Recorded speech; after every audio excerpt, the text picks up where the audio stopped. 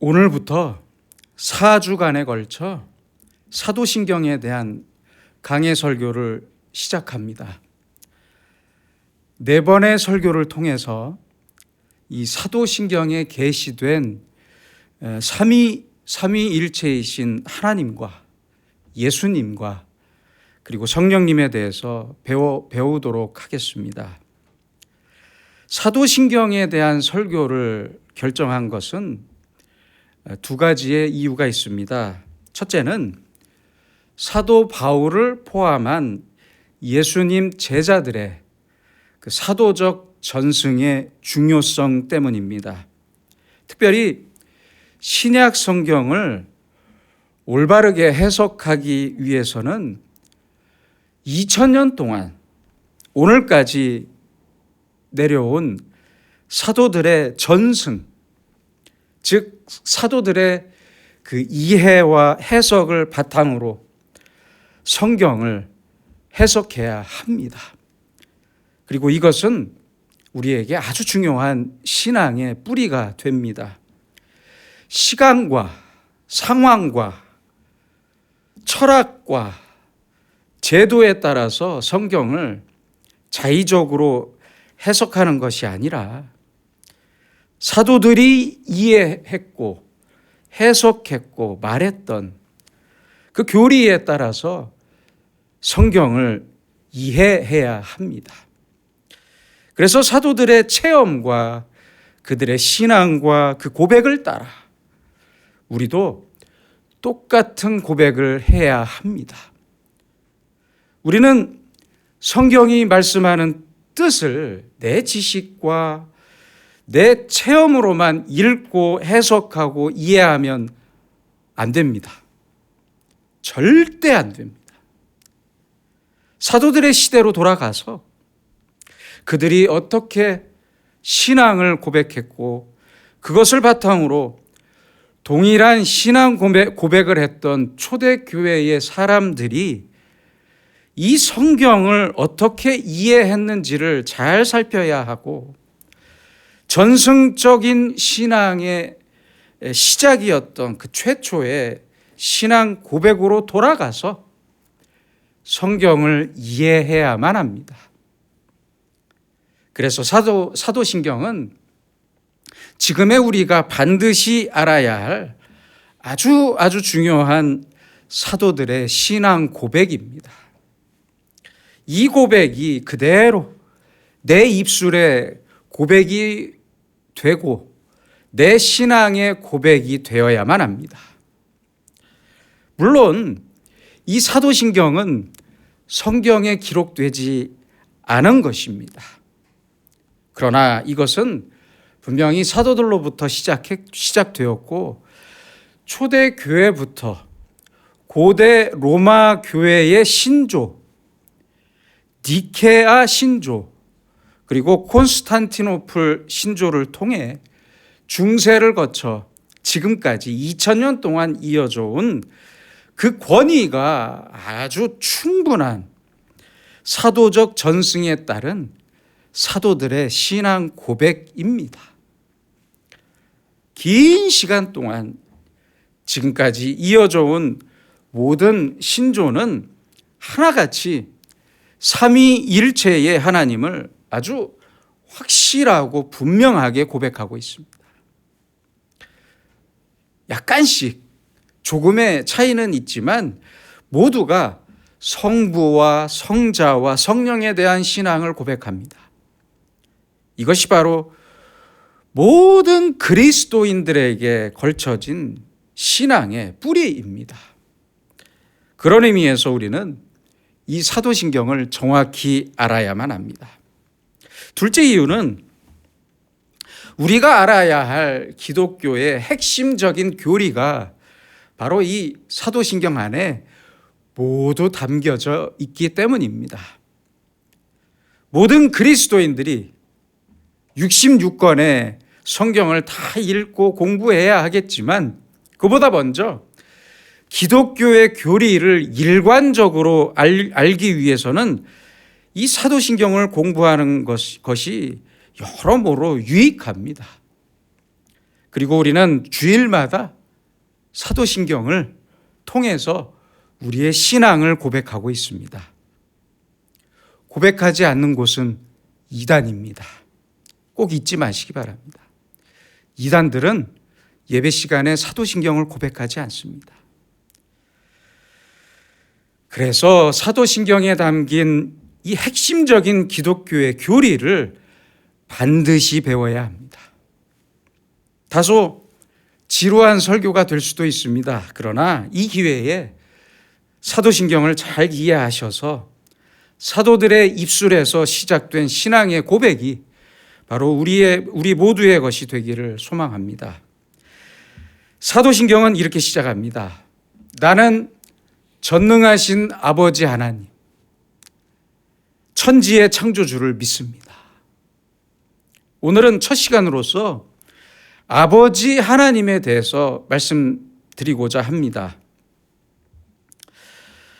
종교학에서는 일반적으로 기독교를 이렇게 정의하고 있습니다.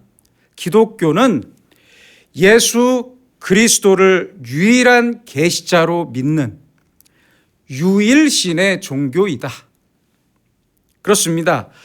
우리는 모두 하나님 한 분만을 믿고 예수 그리스도를 하나님의 유일한 계시자로 믿습니다. 예수님이 아닌 다른 계시자가 있다면 볼 것도 없이 기독교가 아닙니다. 이단입니다. 우리는 오직 예수 그리스도 한 분을 통해서만 하나님을 알고 믿습니다.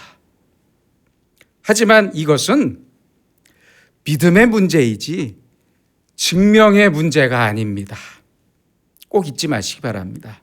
성경은 하나님 존재의 증명에 대해서는 지면을 할애하고 있지 않습니다.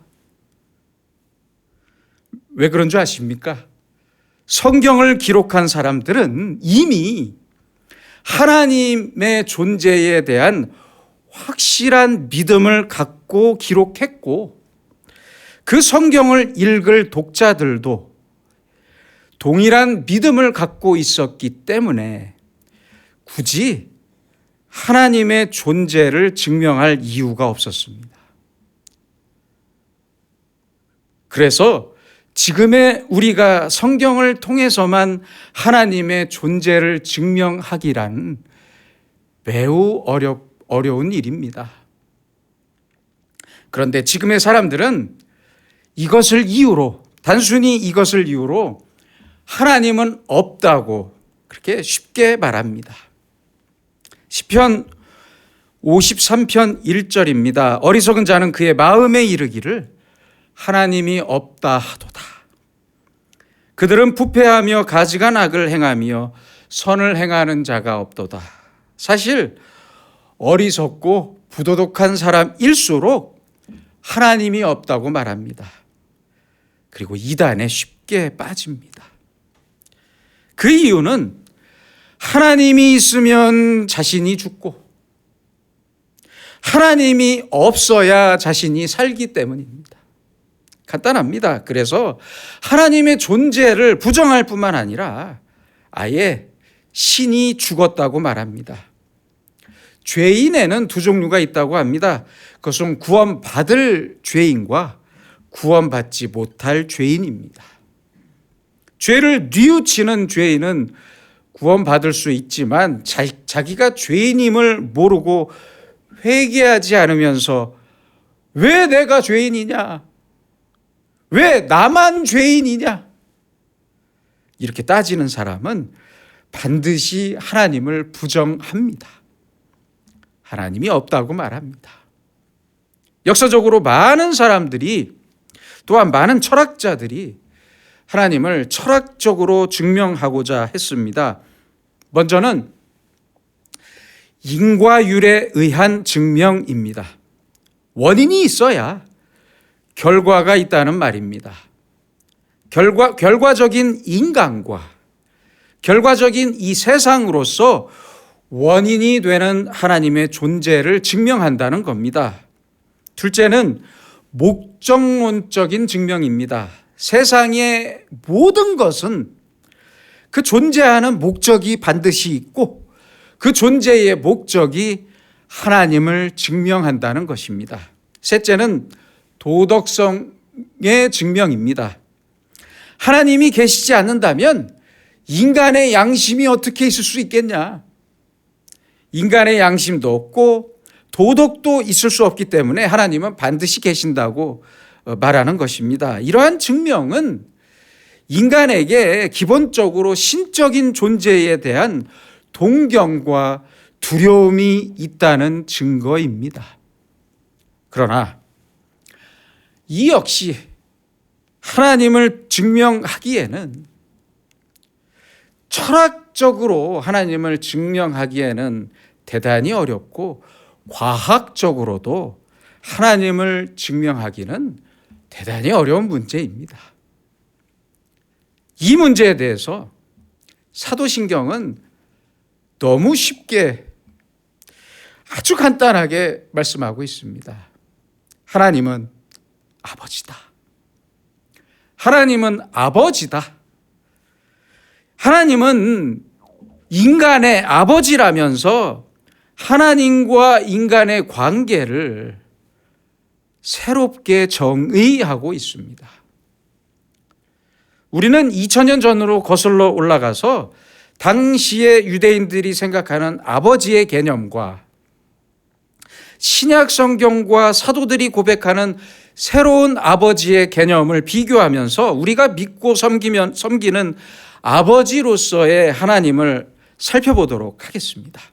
먼저는 유대인들이 생각하는 아버지, 그 하나님의 개념과 범위입니다. 당시 유대인들이 생각하는 아버지의 개념과 범위는 결코 개인적이거나 개별적인 아버지가 아니었습니다. 오해하지 마세요. 그들은 이스라엘 국가의 아버지, 유대 민족의 아버지로서의 하나님을 생각했고, 개인적으로는 절대 바라보거나 만날 수 없는 초월적인 그리고 거룩하신 아버지로서의 하나님이었습니다. 그래서 둘째는요, 절대적이고 무조건적인 권위자로서의 아버지였습니다. 예레미야 18장 6절입니다. 이스라엘 족속아, 이 토기장이가 하는 것 같이 내가 능히 너희에게 행하지 못하겠느냐. 이스라엘 족속아, 진흙이 토기장이의 손에 있음 같이 너희가 내 손에 있느니라. 이 토기장이 비유의 말씀처럼 하나님은 절대적인 주권자로서 당신의 뜻을 이루십니다. 건강하냐, 병들었냐, 잘 사냐, 못 사냐, 부하든지 가난하든지 유대인들은 아무 말을 할 수가 없었습니다. 셋째는 그래서 진노와 심판의 하나님이었습니다. 민족의 아버지로서의 하나님이시고 절대적 권위자인 아버지로서의 하나님께서 이제 죄에 대하여 벌을 내리십니다. 심판하십니다. 홍수와, 그렇죠? 무서운 홍수와 유황불과 지진으로 심판하셨습니다. 사실 그러셨습니다. 유대인들은 그래서 이 진노와 심판의 하나님께 이루 말할 수 없는 큰 두려움을 느끼고 있었습니다. 그 두려움을 갖고 살았습니다. 그래서 하나님의 이름을 부르지 못했어요. 하늘이라고 불렀습니다. 또한 여호와라고 쓰기는 썼는데 자음만 썼어요. 발음하면 죽을까 봐. 그래서 아직도 그 발음을 몰라요, 사람들이. 그래서 대신 아도나이, 즉 주님이라고 읽었습니다.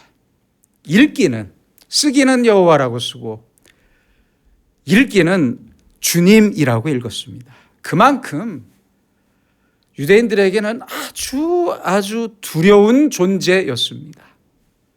이것이 바로 유대인들이 생각했던 아버지로서의 하나님이었습니다. 자, 이제 신약 성경과 사도들이 말씀하는 아버지 하나님의 개념을 살펴보겠습니다.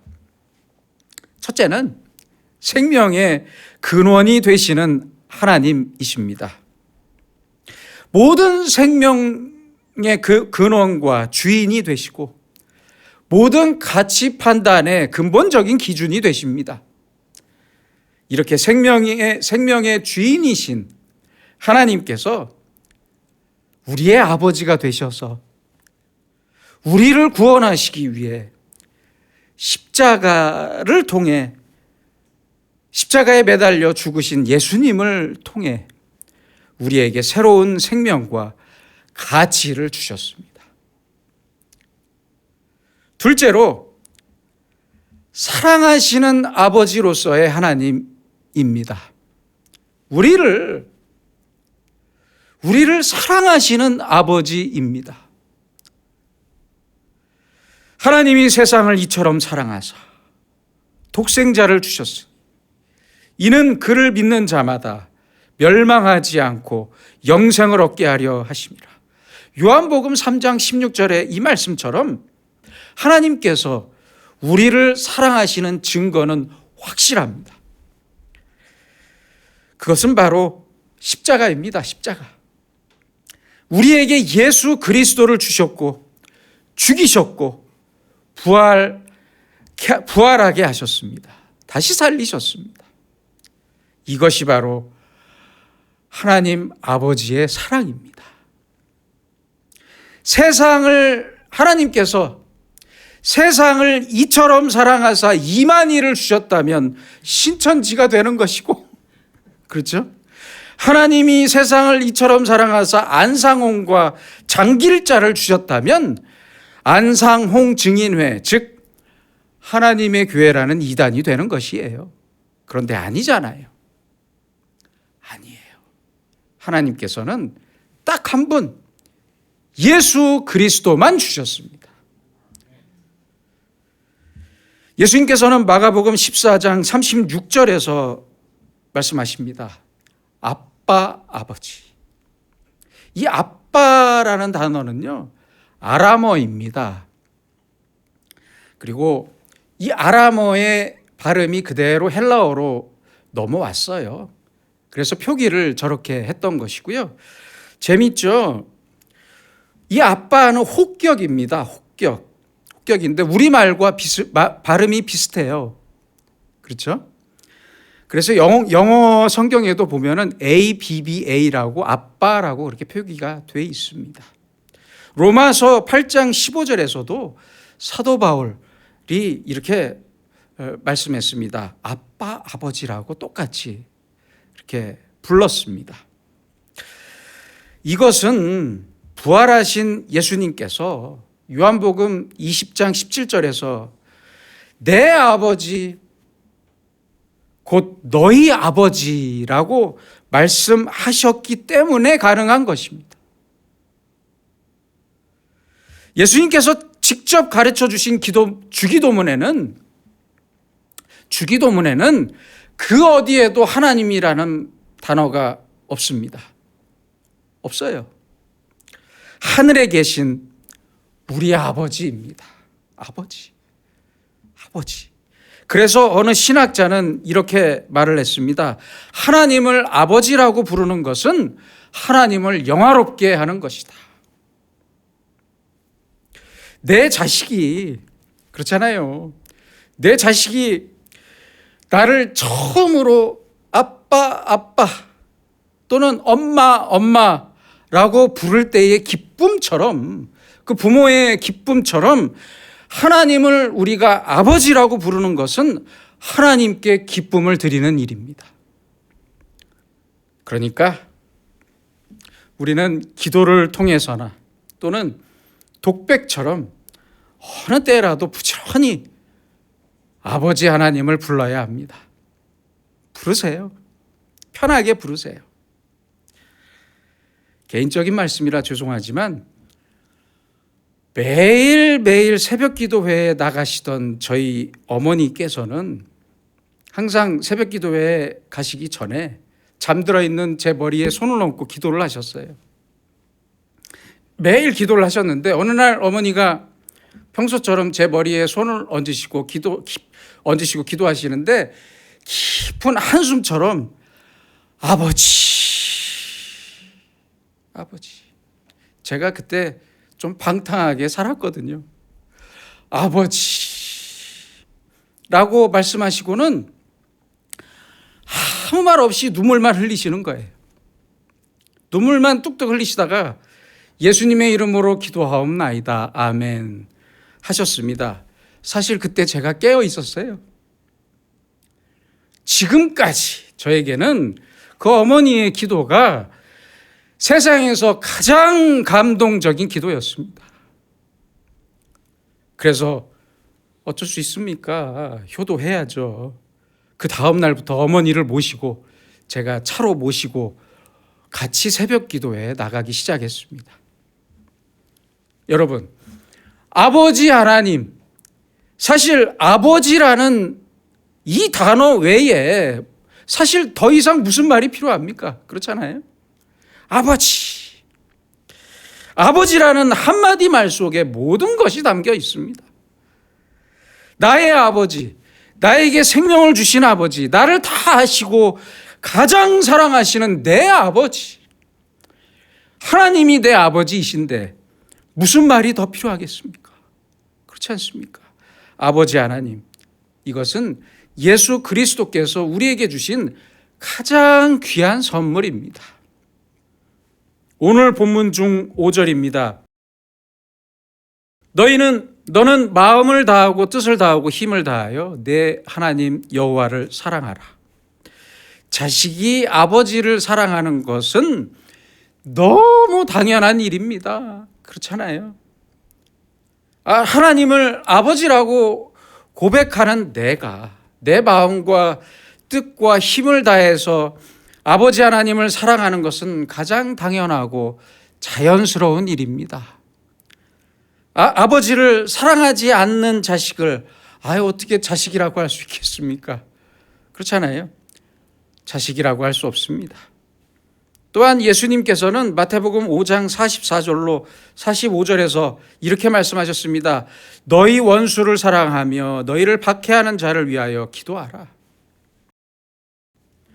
이같이 한즉 하늘에 계신 너희 아버지의 아들이 되리니 이는 하나님이 그 해를 악인과 선인에게 비추시며 비를 의로운 자와 해로운 불의한 자에게 내려주심이라. 하나님께서는 선한 자와 악한 자 모두의 밭에 해를 비추시고 비를 내리십니다. 그렇습니다. 하나님께서 만약에 땅 위에 있는 인간들 중에 골라서 사랑하신다면 하나님의 사랑을 받을 사람이 몇이나 되겠습니까? 망나니 같은 아들도 사랑하시는 게 아버지입니다. 그래서 하나님은 분명히 사랑이십니다. 우리가 이 사랑을 받았기 때문에 원수를 사랑해야 하는 것입니다. 왜냐하면 하나님께서도 나 같은 사람을 사랑하셨고 사랑하고 계시기 때문입니다. 또한 이 사랑은 지극히 개인적이고 섬세하고 빈틈없는 사랑입니다. 십자가에서 하나뿐인 독생자 예수 그리스도를 죽이시기까지 사랑하신 이 사랑은 유대인들이 생각하는 그러한 민족적이고 국가적인 사랑이 아니라 한 사람 한 사람을 향한 지극히 개인적이고 개별적인 사랑입니다. 예수님도 마태복음 6장에서 말씀하셨습니다. 공중의 새를 봐라. 들의 백합화를 봐라. 하나님께서 기르신다. 아궁이에 던져지는 들풀도 하나님께서 입히시는데 하물며 너희일까 보냐. 하물며. 아니, 10손가락 깨물어서 안 아픈 손가락 있습니까? 다 아프죠. 우리는 모두 그래서 하나님께 아주 소중한 존재이고 하나님의 자녀입니다. 마태복음 7장 11절입니다. 너희가 악한 자라도 좋은 것으로 자식에게 줄 줄 알거든 하물며 하늘에 계신 너희 아버지께서 구하는 자에게 좋은 것으로 주시지 않겠느냐. 옳은 말씀입니다. 그래서 말씀하신 겁니다. 구하라. 구하라. 주실 것이다. 찾으라. 찾을 것이요. 두드리라. 문을 두드리라. 열릴 것이다. 이게 하나님의 사랑이라는 말씀입니다. 예수님의 말씀입니다. 무슨 말이 더 필요합니까? 못 받았다면, 내가 그렇게 구했는데도 아직 못 받았다면 아직 주면 안 될 것 같아서 못 주신 겁니다. 그렇게 하세요. 항상 우리에게 주시고자 하시는 하나님의 사랑을 우리는 분명히 알고 살아야 합니다. 셋째는 용서하시는 용서의 아버지이십니다. 참 고마우신 분입니다. 누가복음 15장의 탕자의 비유를 보시면 죽었다가 살았고 잃었다가 얻었다면서 아버지는 돌아온 탕자를 너무 기쁘게 맞이하십니다. 우리 같았으면 그랬겠죠. 아이고 꼴 좋다. 그 많은 돈 벌써 날렸냐. 그렇죠? 죽기는 싫어서 기어들어오는구나. 그렇죠? 저 같았으면 그랬을 것 같아요. 예. 하지만 하나님은 조용히 용서하셨고 가장 기뻐하셨습니다. 가장 기뻐하셨습니다. 이렇게 하나님의 용서에는 아무런 조건이 없습니다. 넷째는 찾으시는 아버지입니다. 가장 능동적인 아버지입니다. 누가복음 15장에서 예수님께서 친히 말씀하신 대로 하나님께서는 잃어버린 양 한 마리를 찾아다니십니다. 그리고 희생하십니다. 잃은 양을 찾으러 이 땅에 오신 하나님이 바로 예수님이십니다. 양을 위해, 양 한 마리를 위해 십자가를 지시고 죽으셨습니다. 하나님이신 예수님의 이 희생과 아픔이 바로 아버지 하나님의 사랑입니다. 이 사랑으로 집 나간 탕자, 죄인인 우리를 위해 십자가로 값을 치르시고 우리에게 생명을 주셨고 우리를 구원하셨습니다. 이 사랑이 전능하신 하나님의 전능과 능력을 말해주는 것입니다. 고린도전서 1장 18절입니다. 십자가의 도가 멸망하는 자들에게는 미련한 것이요 구원을 받은 우리에게는 하나님의 능력이라. 구원의 능력은 하나님의 전능하신 능력이고 그 능력이 바로 십자가의 사랑이라는 뜻입니다. 하나님께서 십자가에서 피를 흘리고 죽으셔서 죄인을 살리시고 구원하시는 그 사랑이 바로 전능하신 예수님의 능력입니다. 사울을 바울로 변하게 하시는 전능이고 능력이고 사도들이 당당하게 순교하게 하시는 전능하신 능력입니다. 그 능력, 그 사랑, 하나님의 모든 사랑, 그 무한하신 사랑의 능력, 그 능력의 증거는 오직 십자가입니다. 다른 데서 찾지 마세요. 십자가를 보세요. 결코 하나님의 능력은 폭군적이거나 위협적인 능력이 아닙니다. 그러한 전능하심이 아닙니다. 사랑의 전능하심입니다. 예수님께서는 하늘에 계신 우리 아버지라고 가르쳐 주셨습니다. 우리는 그 가르침에 대한 응답으로서 이렇게 고백하는 것입니다. 나는 전능하신 아버지 하나님, 천지의 창조주를 믿습니다. 이 고백은 먼저 사도들의 입을 통해 고백되었고, 하나님께서는 날마다 우리의 이 고백을 기다리십니다. 나는 전능하신 아버지 하나님,